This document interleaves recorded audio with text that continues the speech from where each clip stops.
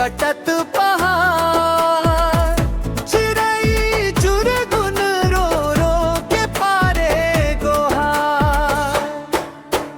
हमरो पूछैया कोनो नैयेगा, कोनो नैये आधार।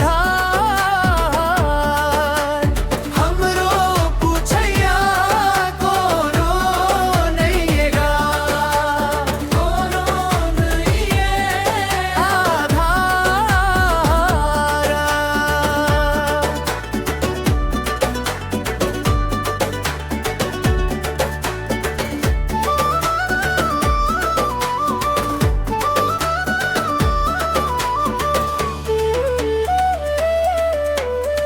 बेंद्रा भालू मन के भूख नहीं दिखे, बेंद्रा भालू मन के भूख नहीं दिखे।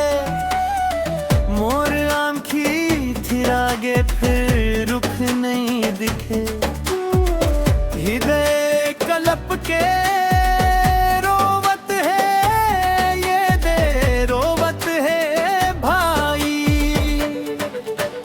चिड़ै चुरगुन मन रोवत है।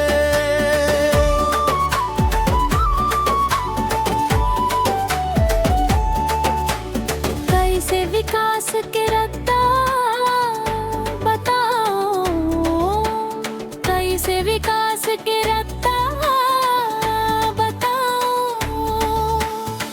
रंग रंग गोठियाए और सपना दिखाए, घर के मुहाटीला रौंदत है ये दे रौंदत है लाला।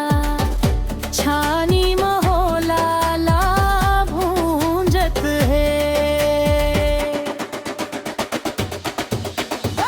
पेड़ कटे ता पानी रोथे, नरवा गरवा सबको थे।